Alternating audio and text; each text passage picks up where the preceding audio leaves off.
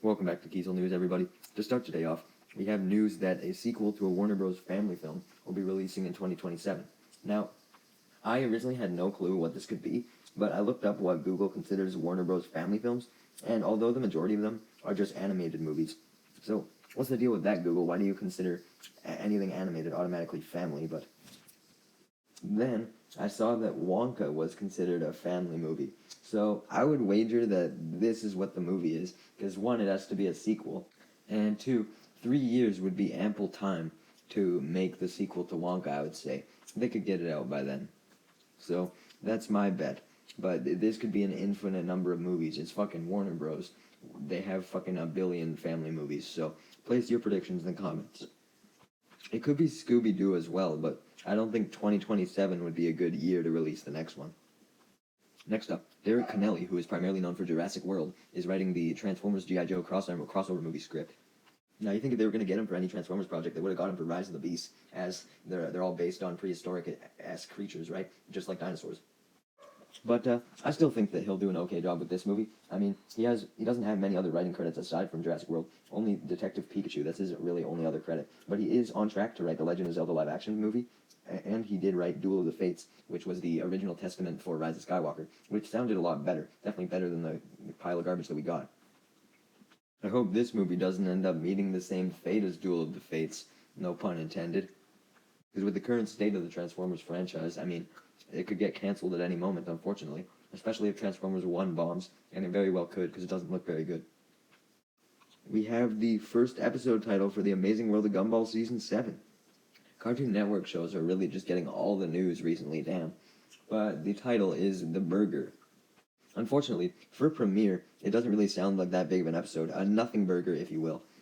I mean, it's just about Gumball and Darwin trying to eat healthy, but then they discover that every food store in town is owned by Mr. Bilderberger. Like, I was expecting Season 7 to at least pick up a little bit on the Rob cliffhanger from Season 6. We've been left on it for so fucking long, since 2019. I just want to see what happens. They very well could throw in little hints, and they're just not included in the synopsis, though.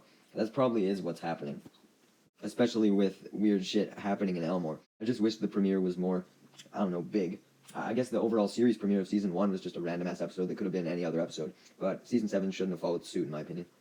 So, The Rock has signed a first-look deal with Disney with his production company. So, I have multiple thoughts on this. For one, what does this mean for Black Adam 2? It's obviously not happening, I know that. But, seriously, does that mean that all the bridges are burnt between him and DC? Because Disney's their biggest competitor, and now he's just signed away his soul to Disney. Imagine he plays a superhero in a Marvel movie now. That'd be absolutely hilarious. Like, imagine he plays, like, Colossus or something, and he's like, Colossus will change the hierarchy of the Marvel universe. And then it's the final nail in the coffin for Marvel, and he successfully contributes to killing both DC and Marvel. That'd be the most hilarious outcome of this.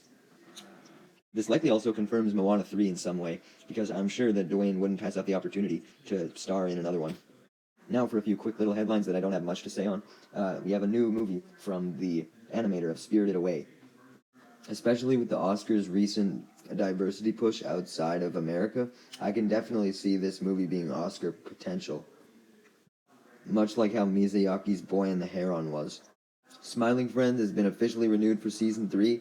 I could have sworn it was already announced, and I wouldn't be surprised if there's already 10 seasons in the works. This shit just doesn't die, it's so popular.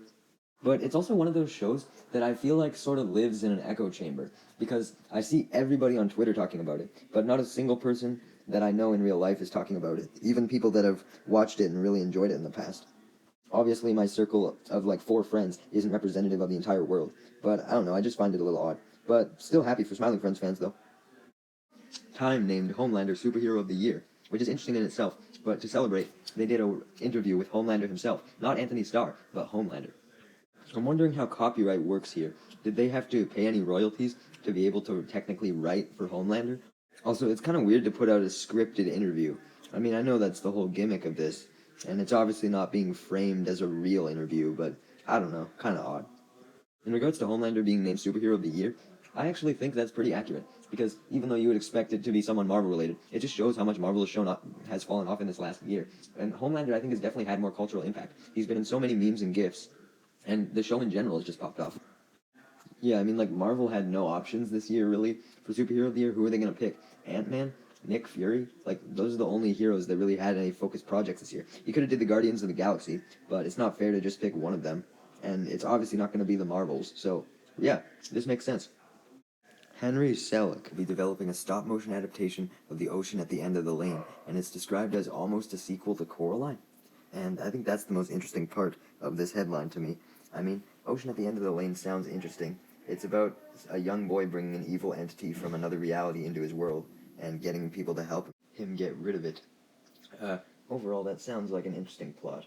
And it's good to see that this potential sequel to Coraline is also based on a novel, especially one from the same author, so they should have similar tones, even if the plot is obviously vastly different. Since the books aren't sequels to each other, and who knows, maybe these movies won't even be sequels in any way, shape, or form. Like, maybe Henry Selick just means it's a sequel, as in it's continuing on from the style of Coraline, basically. As for the movie being stop motion, I think that is a great choice, as stop motion movies are almost always good. You have Wallace and Gromit, you have Pinocchio, Coraline, obviously. Who knows, maybe this will open up the potential for Coraline 2 to release like it was originally supposed to. I'd be down for that. I actually really liked Coraline. I remember watching it a couple of years ago. I know that's later than basically everyone else on this earth, but... Next, this isn't much of a story, but I wanted to address some of the backlash that I've seen regarding Wild Robot. First, though, Pedro Pascal is confirmed to voice the fox in the Wild Robot trailer, which made me remember how little characters are actually in the Wild Robot. This leads into the opinion I've been seeing online, which is that the movie should have been basically like A Quiet Place Part 3, as there'd be no dialogue in the movie at all. And I can definitely see where these people are coming from, actually. I think that might have been an interesting choice to go down for the movie, having no dialogue in it. As I remember, there's no real humans in the movie. You could have definitely made it work. It may have even made it easier to adapt, as you could use it as an excuse to have your little bit of dialogue being Roz talking to herself in her head, so you could pull out descriptions directly from the book and have her state them to herself.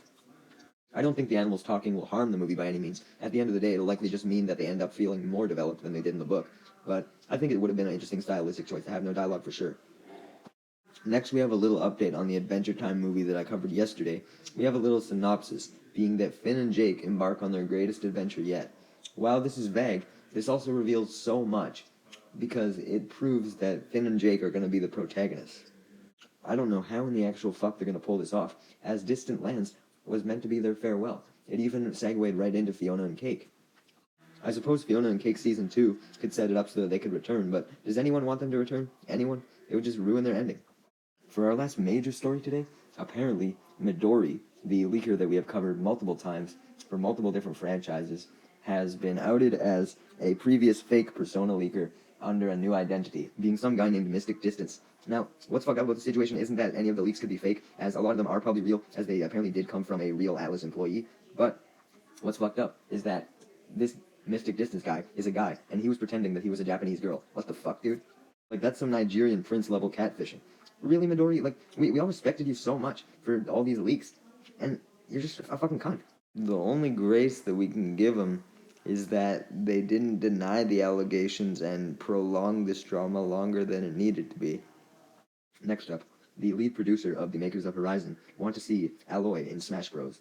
Now, I could definitely see this happening. For one, if the company wants it to happen, there's no legal issues in the way. It's just a matter of Sakurai's will. And honestly, she looks like she would fit right in.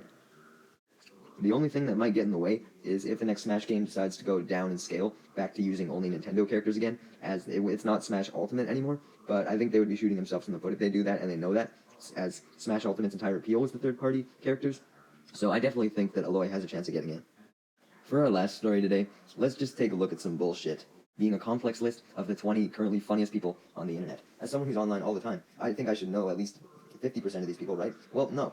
If you go on the actual list, I barely know any of these people. For starters, Drewski was number 1. The only thing I know Drewski for is that meme where it's like, what do you mean by that? But what's funny about it is the memes that other people create with it, not Drewski himself. So why the fuck is he number 1? At least I know him a little bit. Here's everyone else they had on the list. No disrespect to any of them, as I'm sure they're all decently funny. But on a top 20 list, Caleb Presley, Jillian Wallow, New York Nay, Vince Staples, Cameron and Mays, Lou Ratchet, Kai Sinat, Okay, I know Kai Cenat, obviously. Phantom, Zoe Spencer, Lou Young. Like, who are all these people? 85 South, Mal V, Desi Banks, Turbo Dolo, Funny Marco, Theo Vaughn, Trey Rags. I've heard of Trey Rags, I've heard of RDC World, and I haven't even heard of number 2, Ben Dedon. Like, what? What kind of fucking list is this?